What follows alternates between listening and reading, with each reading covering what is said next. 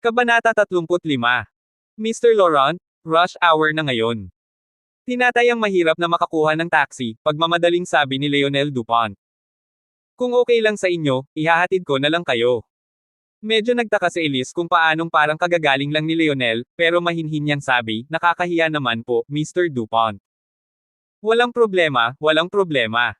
Mabilis na sagot ni Lionel habang bumaba ng sasakyan para pagbuksan sila ng pinto.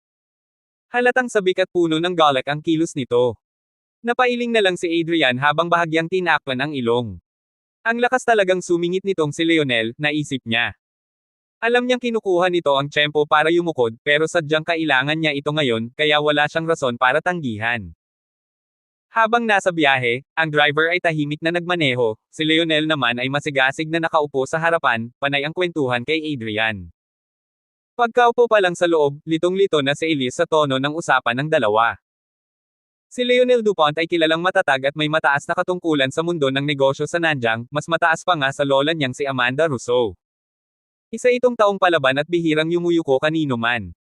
Ngunit ngayon, dama niyang animoy alila ito sa harap ni Adrian. Kinilabutan siya. Napatingin siya sa asawa, at nakita niyang kalmado lang ito. Walang halong yabang, pero may aura ng kapangyarihan. Hindi ito tipikal. Karaniwan, sa harap ni Lionel Dupont, ang sinuman ay kikilos ng maingat at magpapakumbaba, ngunit si Adrian. Parang walang pakialam. Ang mas nakakagulat pa, ayon sa balita, si Lionel ay nagbigay ng mansyon na nagkakahalaga ng mahigit 100 na milyong piso kay Adrian. Isa itong bagay na di pangkaraniwan.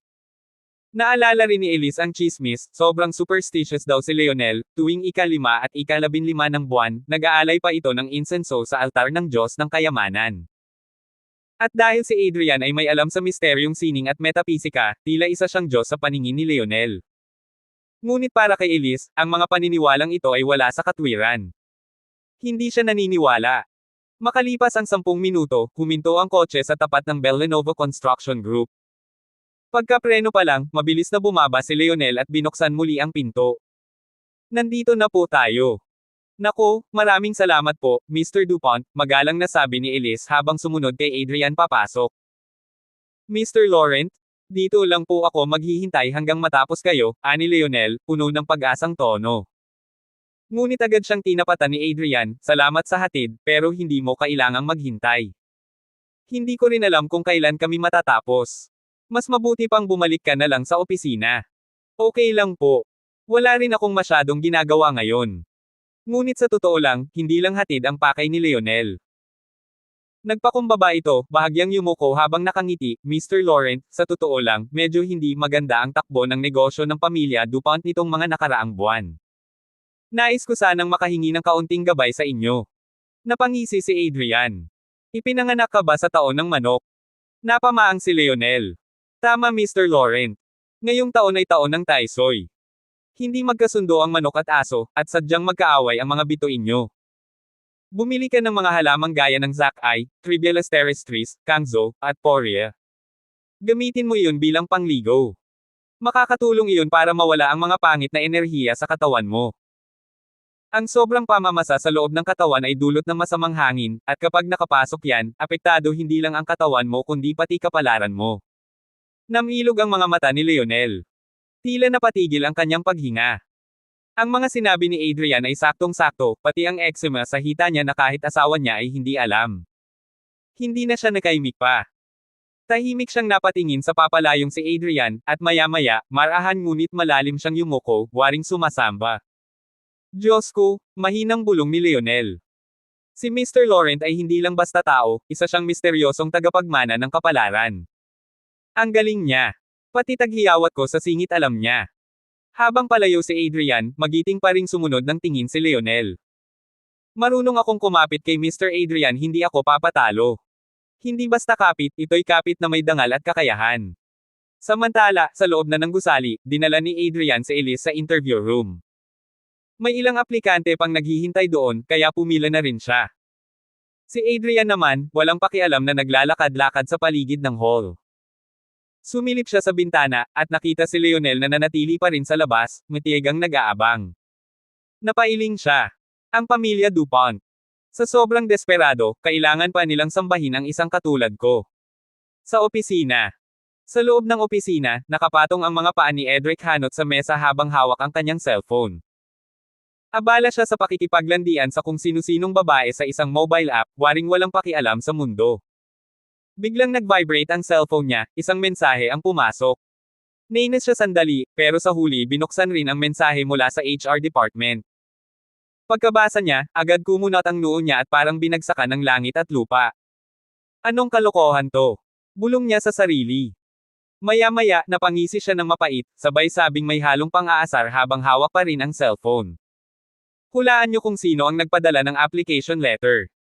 Sa harap ni Edric, nakaupo sa sofa ang 2 taong matagal na niyang kakutsaba, Joseph Beaumont at Gabriel Montclair. Sino? Tanong ni Joseph. Adrian Laurent at Elise Rousseau. Sagot ni Edric na may halakhak, halatang hindi makapaniwala. Nakakatawa, no? Si Elise mismo nag-apply ng trabaho sa kumpanya natin. Umirap si Gabriel. Bakit siya nandito? Sabat naman ni Joseph, narinig ko kahapon kay Elise na itinakwil na sila ng pamilya Rousseau. Kaya ayon, naghahanap ng trabaho. Humalukip-kip si Gabriel at muling human heal. Edric, yung Adrian na yan, nagmamagaling kahapon kaya kami ni Joseph nabugbog. Gawan mo naman kami ng pabor, gantihan mo. Napailing si Edric na parang nandidiri. Akala ko dati matigas yung Adrian na yon. Pero kung ang asawa niya ay napipilitang maghanap ng trabaho rito. Ketawa-tawa. Tumayo siya at inayos ang suot. Hintayin niyo lang dito. Ako na ang magpapalayas kay Elise Rousseau. Nagkatinginan sina Joseph at Gabriel, kapwa nakangisi. Sa isip nila, makikita rin sa wakas kung paano mapapahiya sina Elise at Adrian. Habang naglalakad si Edric papunta sa conference room para sa interview, puno ng yabang ang bawat hakbang niya. Sa loob, 3 HR interviewers ang abalang nakaupo, at si Elise Rousseau ang ini-interview. Pagbukas ng pinto, agad nagsitayo ang mga interviewer. Magandang araw po, Mr. Edric Hanot. Ngunit hindi iyon pinansin ni Edric. Tinitigan niya si Elise na parang may nakitang multo. Oh, Elise Rousseau. Anong ginagawa mo rito? Tanong niya, pilit ang ngiti. Nagulat din si Elise, ngunit pinanatili ang mayanhing kilos. Matagal na rin, Edric. Tumango-tango si Edric, sabay ngiting aso. Oo nga, matagal na. Tapos ay humarap sa mga interviewer. Sige, lumabas muna kayong 3. Ako na bahala rito. Sir. Baka hindi po naaayon sa. Bakit, bawal ba akong magdesisyon kung pasado o hindi ang isang aplikante? Hindi naman po. Opo, Mr. Hanot. Hindi na humangal ang 3 at agad lumabas. Sino ba naman sila para kontrahin ang isang executive ng Bell Lenovo Construction Group? Naiwan si Elise sa loob, litong-lito. Ano ba to? Akala ba niya tutulungan siya bilang dati nilang kaklase? Umupo si Edric sa harap niya, hindi may tatago ang many-okis na tingin. Narinig ko, naghahanap ka raw ng trabaho. Kaya nagmamadali akong pumunta rito. Sinipat niya si Elise mula ulo hanggang paa. Sa kanyang isipan. Grabe. Mas maganda pa rin si Elise kaysa sa mga babaeng kachat ko. Sayang lang, naging basura siya dahil kay Adrian Laurent. Napangisi siya, pero sa ilalim ng ngisi may pulos panlalait at pagkutya. Hindi alam ni Elise Rousseau na may masamang balak si Edric Hanot sa likod ng kanyang magalang na kilos. Dahil dito, agad siyang nagpakumbaba at nagsabi, Edric, sana naman ay maging magalang ka. Ngunit ngumisi lang si Edric, taglay ang mapanlinlang na kumpiyansa. Kinuha niya ang resume ni Elise mula sa mesa, tinignan ito saglit, at nagkunwaring nahihirapan habang nagsalita, Elise Rousseau, pasensya na, pero mukhang hindi ka tugma sa hinahanap naming kandidato. Kulang ka sa kinakailangang kakayahan at kwalifikasyon. Matapos ang linya niyang iyon, sinundan pa ito ng mapanlinlang na buntong hininga. Sorry, Elise, bumagsak ka sa interview. Iminumungkahi kung subukan mo sa ibang kumpanya. Napakunot ang noo ni Elise sa gulat. Anong ibig mong sabihin? Ako ay galing sa pamunuan ng Rousseau Group. Walang duda sa kakayahan ko pagdating sa management. Ngunit umiling si Edric at seryosong sumagot, hindi. Ang tinatawag mong kakayahan, ay dahil lang sa apelyidong dala mo. Kung wala kang koneksyon sa Rousseau family, wala kang kwenta. Isa ka lang karaniwang aplikante. Biglang nanlamig ang mukha ni Elise. Malinaw na minamaliit siya ni Edric. Habang kumukulo ang galit sa dibdib niya, napagtanto niyang isa itong paninira na hindi dapat palampasin.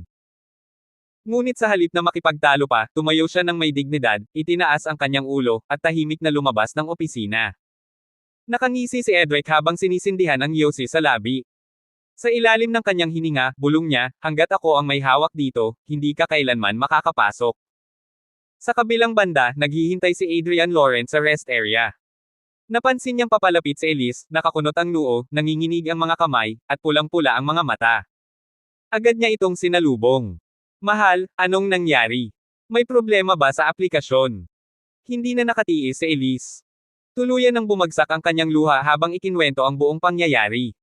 Habang nakikinig, unti-unting nagdilim ang mukha ni Adrian. Ang galit ay parang bulkan sa kanyang dibdib. Edric Hanot, hayop ka. Napamura siya sa isip. Hindi kita pinansin noon kahit anong yabang mo.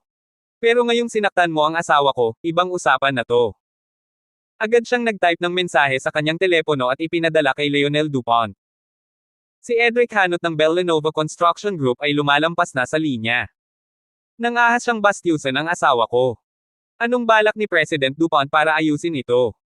Samantala, nasa lobby pa si Lionel Dupont kasama ang kanyang mga bodyguard, naghihintay kay Adrian. Nang mabasa ang mensahe, biglang nanlamig ang kanyang batok. Lintek, ako na nga ang gustong lumapit kay Adrian Lawrence, tapos itong si Edric Hanot, ginulo pa ang asawa niya. Gusto niya talagang mamatay. Hindi na nagdalawang isip si Lionel. Sumigaw siya sa kanyang assistant, ipasummon lahat ng miyembro ng Board of Directors. Ngayon din. Ang Bell Lenovo Construction Group ay isang subsidiary ng pamilyang Dupont. Sa loob ng kumpanya, ang salita ni Lionel ay batas, walang sino man ang makakatanggi. Isang salita lang niya, at pwede niyang ipasara ang buong kumpanya kung nanaisin. Habang dumarating ang mga executives, unti-unting nadarama ng lahat ang tensyon. Alam nila, kapag nagalit si Lionel Dupont, walang ligtas, kahit sino pa. Si Edric Hanot naman ay walang kamalay-malay. Matapos palayasin si Elise, kampanteng umupo sa kanyang opisina, sinindihan muli ang yosi at ngumiti ng buong yabang. Dinaglaon, dumating sina Gabriel Montclair at Joseph Beaumont. Narinig namin na pinaalis mo si Elise Russo. Galing, pre. Sabay sabing may halong tuwa at inggit. Oo nga, dagdag ni Joseph. Ikaw na talaga ang pinakamatatag sa batch natin, Mr. Hanot. Kami, basta makadikit lang sayo, panalo na. Napangisi si Edric habang pinagmamasdan ang dalawa. Noon pa ako may sama ng loob kay Adrian Lawrence. At ngayon, kahit ang asawa niya, hindi na makakapasok sa Bell Lenovo. Tumawa si Joseph, sana nakuhanan mo yun ng video. Gusto ko sanang makita kung paano siya napahiya. Mas lalo pang lumaki ang ulo ni Edric. Parang iiyak na siya, tapos nagtatalak pa. Nakakatawa talaga. Nag-uusisa si Gabriel, teka, nakita mo na ba si Adrian Lawrence? Hindi pa, sagot ni Edric, habang hinaipan ang usok ng yosi. Pero kung magpakita yun dito at magtapang-tapangan, ako pa mismo ang babali ng mga buto niya. Galing mo talaga, Mr. Hanot. Si Adrian Lawrence, simpleng basahan lang yan kumpara sa'yo. Ani Joseph, habang kinikilig sa ambisyon. Ngunit ang hindi nila alam, ang basahan na tinutukoy nila, ay isa palang naglalagablab na apoy, na handang lumamon sa sinumang sumubok sakta ng babaeng mahal niya. Tumawa ng malakas si Edric Hanot. Hintayin mo lang, kapag nakaupo na ako sa Board of Directors ng Bell Lenovo Construction Group, luluhod sa harapan ko ang lahat ng taong to. Agad na sumingit si Gabriel Montclair, sabik na sabik, Mr. Hanot, totoo ba? Kasama ka na sa board. Halos. Isang mapagmataas na ngiti ang gumuhit sa labi ni Edric. Isinasagawa na ang proseso. Kung walang aberya, ilang buwan na lang at uupo na ako roon. Ang galing mo talaga. Napabilib si Gabriel at nagtaas pa ng hinlalaki. Mr. Hanot, huwag mo akong kalimutan ha. Tayong dalawa to, magkapatid sa tagumpay. Tumanggo si Edric. Walang problema. Sasama ka sa pag-angat ko. Ngunit bago pa sila tuluyang magdiwang, isang malakas na bagsak ng pinto ang yumanig sa opisina. Bags. Napalingon si Edric, gulat na gulat. Tanjin, sinong hayop ang nangahas sirain ang pinto ko? Posigo na sana niyang papatalsikan ang kung sino man, pero natigilan siya agad. Napalunok siya nang makita ang lahat ng miyembro ng Board of Directors, nakatayo, nagpapakumbaba, habang palakpakan at nagbubunyi sa isang lalaking nasa gitna. Isang matikas na lalaking nasa edad 40, nakasuot ng mamahaling suit, at may presensyang kayang patigilan ang buong silid. Tumitig ito kay Edric at mahinahong nagsalita. Ikaw ba si Edric Hanot? Nanlaki ang mga mata ni Edric at bahagyang tumango. Ako nga po. Hindi na nagsayang ng salita ang lalaki, isang malutong na sampal ang tumama sa kanyang pisngi. Plak! Gusto mo na talagang mamatay, ha? Ang lakas ng loob mong tanggihan ang interview ni Miss Elise Russo. Namula agad ang mukha ni Edric, parang ulo ng baboy sa pulahan, at tulala sa pagkabigla. Sino ka ba? Wala kang karapatang. Pak! Isa pang suntok ang dumapo sa kanya at isang sipa ang nagpadapa sa kanya sa sahig. Magsalita ka pa at tuluyan na kitang ipahukay. Mariing sabi ng lalaki habang sinakiyan ang likod ni Edric. Ano bang alam mo? Si Mr. Adrian Laurent mismo ang nagsabi sa akin na ipasa ang interview ni Miss Russo. Dahil sa'yo, nakalimutan ko. Gusto mo akong mapahiya. Kung hindi mo ako kayang bayaran, ititiklop ko pangalan mo pa atros. Biglang nanlumo si Edric. Hindi siya makapaniwala. Leonel Dupont. Ang pinuno ng Bellanova. Ang tunay na amo ng buong kumpanya. Ang mismong tagapagmana ng pamilya Dupont. Mr. L. Leonel Dupont. Bulong ni Edric habang nanginginig ang katawan. President Dupont, hindi ko po alam. Kung alam ko lang na may kaugnayan ito kay Mr. Laurent, hindi ko po yun gagawin. Pakiusap, kumalma po kayo. Tuluyan na siyang pinagsakluban ng langit at lupa. Parang basang sisiw sa paanan ni Leonel, hindi na makagalaw. Samantala, sina Joseph Beaumont at Gabriel Montclair ay halos hindi makahinga sa takot. Ang buong plano nila ay gumuho sa isang iglap. Adrian Laurent na naman. Paano nangyaring ang taong iyon, na kinukutya nilang Yisen-in-law lang, ay may koneksyon sa mismong haligi ng Bellanova? Ang hindi nila alam, si Leonel Dupont, na kanilang sinasamba, ay alipin lamang sa isang sulyap ni Adrian Laurent. Lahat ng ito, para lamang makalapit sa taong iyon. Edric Hanot, malamig na tinig ni Leonel, mula sa araw na ito, tanggal ka na sa Bellanova. At ayon sa kontrata, may pananagutan kang 5 milyong piso. Parang tinamaan ng kidlat si Edric. 5 milyon. Kahit ibenta pa niya ang sarilit kaluluwa, hindi niya kayang bayaran yon. Luhod agad siya sa harapan ni Leonel at nagmamakaawa. Mr. Dupont, isang pagkakataon lang. Ako na ang pupunta kay Miss Russo para humingi ng tawad. Nanghihingi po ako ng paumanhin. Ngunit tumawa lamang si Leonel ng malamig. Humingi ng tawad. Karapat-dapat ka ba? Pak! Isa pang sipa ang dumapo sa sikmura ni Edric. Humarap si Leonel sa board members. Simula ngayon, blacklisted na si Edric Hanot ng buong Dupont Group. Tiyakin niyong wala siyang mapasukang kumpanya ni isa. Gawin niyo siyang pulubi sa lansangan. Bumagsak si Edric Hanot sa sahig, at ang kanyang mga matay punong-puno ng pagkawasak at kawalan ng pag-asa. Ang dahilan kung bakit siya naging matagumpay ng maaga ay dahil naging executive siya sa murang edad, at may kinalaman ito sa isang kontratang nilagdaan niya noon. Ang Bellanova Company ay nagpapatupad ng matinding kontrata sa mga empleyado, isang kontratang kapag nilagdaan mo, ikaw ay ganap ng nakakadena sa kumpanya. Ganito ang nangyari kay Edric Hanot. Nang pumirma siya, kalaunay muli siyang nabigyang pagkakataon, pero kapalit yun ay ang obligasyong magtrabaho ng tapat, masigasig, at walang kaproblema. Kapag siya'y pumalpak o nagpakita ng rebelde, may karapatan ang kumpanya na habulin siya at aidmande ng milyon-milyon. Marami ang natakot at tumangging pumirma. Pero si Edric, bagong graduate noon at desperadong umangat, ay pumikit na lamang at lumagda. Hindi niya akalaing ang mismong pirma niyang iyon ang magiging lason sa kanyang kinabukasan. Ngayon, narito siya, nakaluhod, halos hindi na makagalaw. Ang buong buhay niya isinugol niya sa Bellanova. At ngayon, binabalikan siya ng kumpanya at sinisingil ng 5 milyong piso. Kasabay pa nito, pinaplano na rin ni Leonel Dupont na ipa-blacklist siya sa buong industriya. Paanong makakahanap pa siya ng trabaho kung ganoon? Wala na siyang kita. Walang hanap buhay. At ang 5 milyong dapat bayaran ay tila isang bangungot na walang gizangan. Wala na siyang ibang pupuntahan. Maliban na lang kung makukulong siya. Nasa sahig siyang parang baliw, lumuluhod, umiiyak na may halong ngiti, may luha sa kanyang mukha habang paulit-ulit na nagmamakaawa kay Leonel Dupont. Mr. Dupont. Patawarin niyo po ako. Isa pa pong pagkakataon. Kung ma-blacklist po ako, wala akong maipambabayad sa Bellanova. Handa po akong maging alipin niyo. Isang asong matapat. Magsusumikap po ako, magiging tapat, at mag-aambag ng lahat ng kaya ko para sa kumpanya. Pero hindi siya pinagbigyan. Sa halip, tinadyakan siya ni Leonel Dupont, isang malakas na sipa na nagpahandusay sa kanya sa malamig na sahig. Napakalamig din ng boses nito.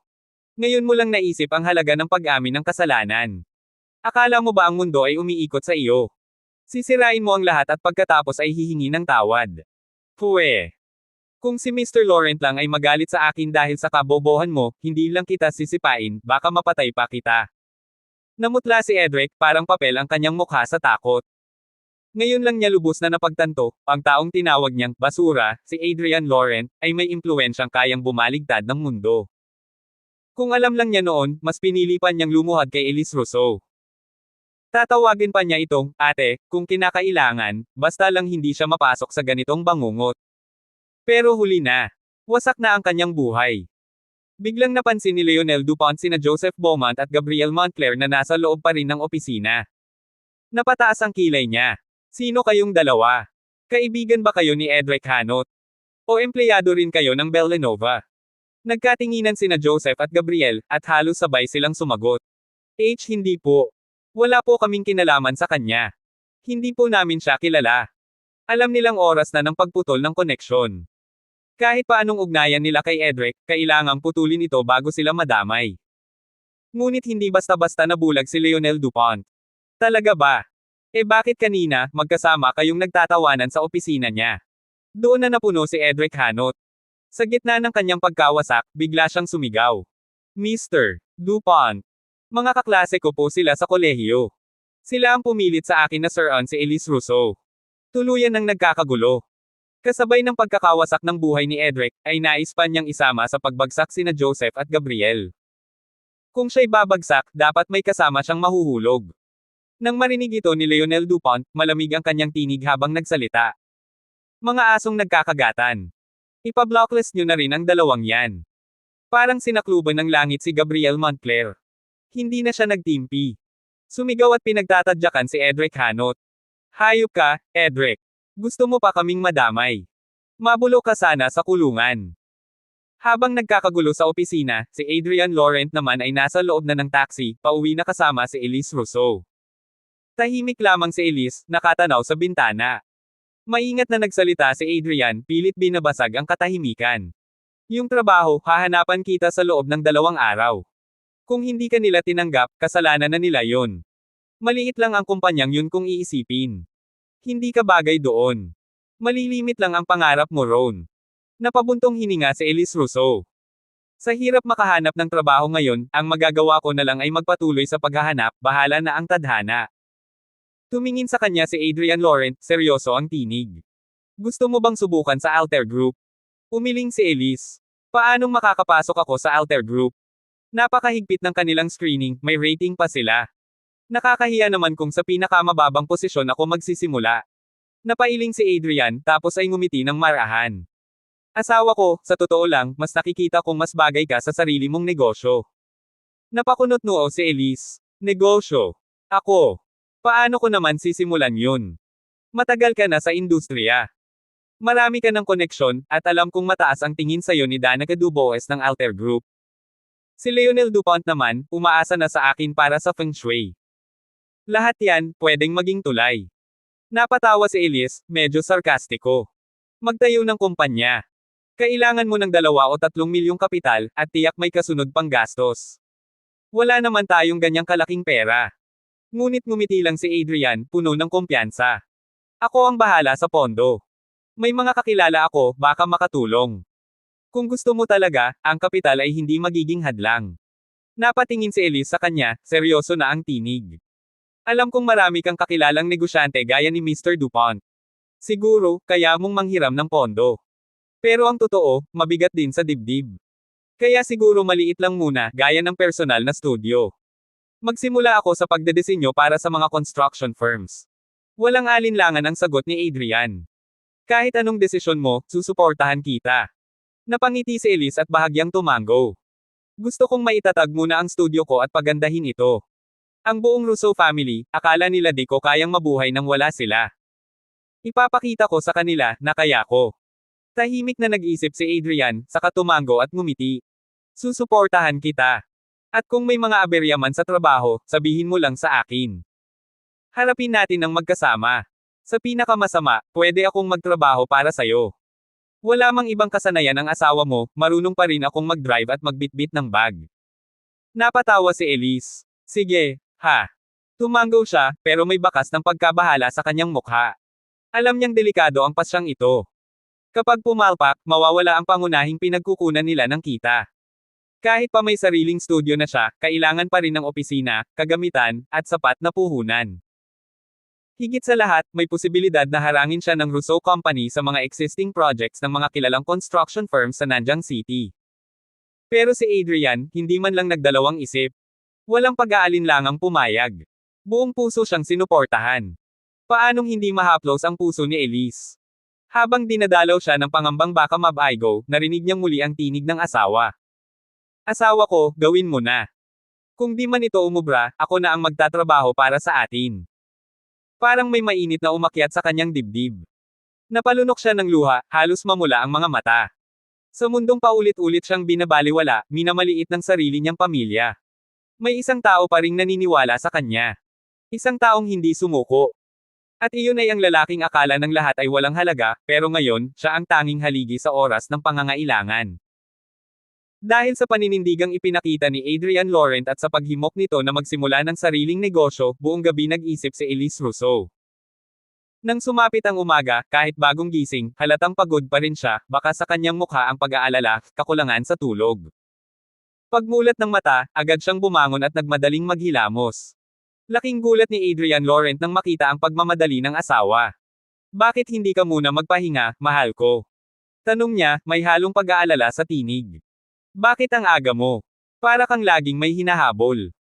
Pupunta ako sa Maison Avenir, sagot ni Elise habang nagpupunas ng mukha. Ayokong mahuli. Maison Avenir.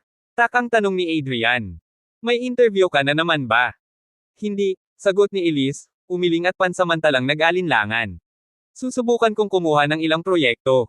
Ngumiti si Adrian. Kung magtatayo ka ng construction company, mag-a-apply ako sayo. Napangiti si Elise, ngunit agad ding napalitan ng seryosong anyo. Hindi ganon kadali. Kapital at koneksyon agad ang problema. Kaya sisimulan ko muna sa maliit, magpapagawa ako ng opisina, magsisimula sa studio. Ako ang gagawa ng disenyo para sa mga kumpanya, makikipagkilala sa ilang kliyente, saka ko palang iisipin ang pagre-rehistro ng kumpanya. Hindi problema ang pera o koneksyon, mahinahong tugon ni Adrian, may halong kumpiyansa. Kung seryoso kang magtayo ng kumpanya, kaya kong ipatayo yun para sayo. Ayoko, mabilis na tanggi ni Elise. Gusto ko itong gawin sa sarili kong kakayahan. Ayokong umasa sa yaman mo, lalo pat hindi ko rin alam kung saan galing yung mga resources mo. Hindi naman pwedeng bigla na lang akong magbukas ng kumpanya ng walang malinaw na pundasyon. Tahimik si Adrian sa sagot ng asawa. Kung alam lang nito kung gaano siya ka-impluwensya ngayon. Hawak ng Alter Group ang halos 70% ng mga industriya sa Nanjing City. Sa isang kumpas lang ng kamay niya, maaari siyang makakuha ng kahit anong kontrata sa larangan ng konstruksyon. Ngunit ngumiti na lang si Elise at umiwas sa tanong. Hindi mo naiintindihan ang mundo ng construction. Kaya hayaan mo muna akong mag-umpisa sa sarili kong paraan. Hindi makapaniwala si Adrian. Sa kabila ng lahat ng meron siya, kaya manang nakatago sa kanyang pagkatao, mas pinili pa ng asawa niyang magsimula sa wala. Pagkaalis ni Elise, dumating si Carmela Russo, ang kanyang ina. Dahil kasama sa Russo Group ang kanyang pensayon, madalas na rin itong dumadaan sa opisina nitong mga nakaraang araw. Kahit na formal nang naputol ang relasyon ng pamilya ni Elise sa pamilyang Russo, buo pa rin ang loob ni Carmela na maibalik ang dating samahan. Nasaan si Elise? Tanong nito. Parang may hinahabol na proyekto, sagot ni Adrian. Anong proyekto? Single ni Carmela. Anong ibig sabihin nito? Gusto na ba niyang tuluyang iwan ang Russo family? Isang maliit na di pagkakaintindihan lang ito, tapos ganyan ang drama niya. Makikipagkalas agad. Anong mukha ang ipapakita natin sa tao niyan? Napatingin si George Russo kay Carmela. Tiningnan niya ito mula ulo hanggang paa na parang hindi niya kilala. Huwag mong sabihing nauto ka ni Amanda Russo nang pumunta ka sa kanila. Malamig niyang tanong. Hindi ako nauto. Sagot ni Carmela, sabay upo sa sofa. Bukas, sasama ka sa akin sa bahay ng Russo. Humingi tayo ng tawad kay Amanda. Nanay mo pa rin siya. Si Hubert ang panganay mong kapatid. Kahit ano pa ang mangyari, dugo pa rin ang nag-uugnay sa inyo. Biglang nagdilim ang mukha ni George. Gusto nilang agawin ang bahay ko, ninakaw ang bilya ni Adrian, tapos gusto mong balikan sila na parang walang nangyari. Hindi ako babalik roon kahit kailan. Ang pinakamabuti sa lahat ay tuluyang lumayo sa kanila. Nanginginig sa galit si Carmela. Tumalikod ito kay George at humarap kay Adrian. Adrian Laurent. Pakisabi nga sa tatay mo, bakit siya parang nawawala sa sarili. Wala namang malalim na away, pero kung makapagsalita siya akala mo hindi na kami pamilya. At isa pa, kasama sa Russo Group ang pensayon ko, tandaan mo yan. Ngunit bago pa makapagsalita si Adrian, muling sumingit si George. Anong wala sa sarili? Gusto nga nilang kamkamin ang lahat. Sinira nila ang tiwala natin, tapos gusto mo pa akong makipagbalikan sa kanila. Siguro pagpunta mo roon binigyan ka ng sabaw ng pagpapalubag loob. Nagkatinginan ang mag-asawang Russo, parehong galit, parehong ayaw magpatalo. At si Adrian. Halos sumabog na ang ulo sa pagkalito sa pagitan nila. Kailangan ko nang umalis, sabay tayo ni Adrian. Pinapapunta na ako ni Elise para sunduin siya. Lalabas muna ako. At sa isang iglap, nawala siya sa gitna ng mga bayna na tila isang nagbabantang bagyo sa gitna ng bahay. Pagkatapos magsalita, dali-daling lumabas si Adrian Laurent sa gate. Sa kanyang likuran, narinig pa niya ang mainit na pagtatalo ng 2 taong naiwan. Alam niyang bilang isang lalaki, mahirap makialam sa mga usaping pampamilya ng ibang tao. Kaya mas mabuting umiwas na lang siya. Naglakad-lakad si Adrian sa isang sikat na kalsadang puno ng kainan sa Nanjing City. Naghanap siya ng simpleng kainan, umorder ng ilang putahe, at balak sanang doon na lang tambayan habang nagpapalipas oras bago umuwi. Habang tahimik siyang kumakain, may bigla siyang nasulyapan mula sa kabilang kalsada, at napaurong siya sa gulat. Si Elise. Sa ikalawang palapag ng isang high-end na kainan, tanaw sa malalaking bintana ang isang babaeng pamilyar sa kanya, si Elise Russo, ang kanyang asawa. Naupo ito sa tabi ng bintana, kaharap ang isang matandang lalaki na naka-business suit, may suot na gintong salamin, at halatang may kapangyarihan. Hawak ni Elise ang mga dokumento, seryosong naglalatag ng plano, malamang tungkol sa kanyang bagong studio. Halata sa kilos niyang persigido siyang makumbinsi ang lalaki na mamuhunan.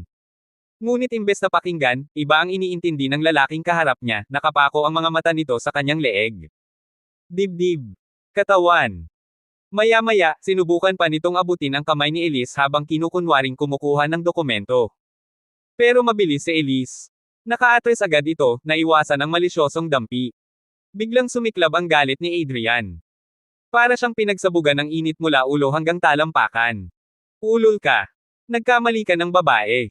Bulong niya sa sarili, nanginginig sa galit. Sakto namang paparating ang waiter na may dalang mangkok ng wonton noodles. Hindi na ito inantay ni Adrian. Tumayo siya bigla, kumuha ng 10,000 pera, at inihampas sa lamesa. Yung sukli, iyon na. Sa Greenway Hotel, ikalawang palapag. Halos hindi makapagsalita si Elise sa nararamdamang pandidiri, pero pinilit niyang ngumiti at nagpatuloy sa pagbebenta ng kanyang ideya. Mr. Menor, narito po sa dokumento ang kabuoang plano ng kumpanya. Kung Papa Lauren, malaking kita ang maaaring makuha. Kung papayag po kayong makipag-cooperate, sisiguraduhin kung kayo ang makakakuha ng pinakamagandang proyekto. Ngumiti si Philip Menor, pero may bahid ng panloloko sa tono, Miss Russo, naniniwala naman ako sa galing mo. Pero sa ngayon, marami pa kaming kasalukuyang ini-investan. Medyo gipit ang pondo. Nadismaya si Elise. Napagod siyang magsalita, pilit na kinukumbinsi ang lalaki, pero parang wala itong tiyak na sagot. Bigla namang nag-iba ang ihip ng hangin. Nako, teka lang. Hindi naman imposibleng mag-invest kami, sabi ni Mr. Menor habang kinikiskas ang mga palad, tila may binabalak. Makipagkita ka lang ulit mamayang 8:00 ng gabi, usap tayo ng masinsinan. Mas makikilala pa kita, mas maiintindihan ko ang business mo. Napakunot noo si Elise. Mr. Menor. Parang hindi po yata tama yan. Gabi na. Kung ipagpapatuloy pa ang usapan, baka kung anong chismis pa ang kumalat. Lalo pat alam ng lahat na isa na siyang may asawa. Pero si Philip Menor ay ngumiti ng nakakaloko. Hindi naman gabi masyado iyon. Business lang, wala namang masama. Kung gusto natin ng tiwala sa isa't isa, kailangan nating makilala ang isa't isa. Sige na, Miss Russo, para sa magandang kinabukasan nating dalawa, makipagkamay ka nga. Iniabot niya ang kanyang kamay, pero hindi ito inosente. Sa mata ni Philip Menor, may kumikislap na kahayukan. Philip Menor. Yan ang pangalan ng Maniokis na ito. Matagal na niyang pinagnanasaan si Elise Russo, ang pinakamagandang babae ng Nanjing City. Ngunit hindi siya makalapit noon dahil sa reputasyon at dignidad ni Elise. Pero ngayong si Elise mismo ang lumapit sa kanya, humihingi ng investment, at hiwalay na raw sa pamilyang Russo. Para kay Philip Minor, ito na ang perfect timing. Sa isip niya, gabi na mamaya, siguradong siya na ang mananalo. Pero kung alam lang niya kung anong papalapit na bagyo. Ayaw sanang makipagkamay ni Elise Russo kay Philip Minor, ngunit nang makita niyang kusang inilahad nito ang kamay, pakiramdam niya'y magiging bastos siya kung tatanggihan ito. Kaya't pinilit niyang ngumiti at marahang iniabot ang kamay. Ngunit sa likod ng mayanhing kilos ni Philip, palihim ang tuwa nito habang papalapit sa malambot na kamay ni Elise. Ngunit bago pa man tuluyang mahawakan ang kamay ng babae. Isang malaking kamay ang biglang sumingit mula sa gilid, mabilis at matalim, parang kidlat na damapo sa kamay ni Philip Minor. Napakurap si Philip, nagulat at nagdilim ang mukha. Tiningala niya ang lalaki, at galit na bumulyaw, "Sino ka? Anong ginagawa mo?" Napalingon din si Elise, at pagkakita sa bagong dating, nanlaki ang mga mata niya sa pagkabigla. "Adrian, kailan ka pa dumating?" Agad niyang hinarap si Philip Minor at nagmamadaling ipinaliwanag, "Asawa ko siya." Pagkarinig sa salitang asawa, biglang dumilim ang mukha ni Philip Minor, para bang tinamaan ng kidlat. "Kakadarating ko lang," tugon ni Adrian, waring walang pakialam sa tensyon sa paligid. Ngumiti ito kay Elise, saka humarap kay Philip, "Ikaw si Philip Minor, tama? Yung boss ng Maison Avedire." Namula ang mukha ni Philip Minor sa inis at hiya. "Oo, ako nga, bakit? Hindi maganda ang balita sa'yo, boss. Sobrang sama ng ugali mo," ani Adrian, ngumingisi pero puno ng sarkasmo, nilalasahan ang bawat salita na parang tinak sa lalamunan ng kausap. Gusto sanang bawiin ni Philip ang kamay niya, pero parang bakal ang pagkakahawak ni Adrian. Hindi siya makagalaw. Hooray! Single ni Philip Minor, napangiwi sa sakit. Pakiramdam niya'y nababanat ang mga buto sa kamay. "Bitawan mo ako. Mababasag ang kamay ko." Alam ni Elise kung gaano kalakas si Adrian, kaya't agad niyang hinawakan ang braso ng asawa. "Adrian, tama na, bitawan mo na." Ngunit imbes na bumitaw agad, ngumiti lamang si Adrian habang nakatitig kay Ping Mei, malamig at matalim ang mga mata. Halos mamatla si Philip Minor sa sakit.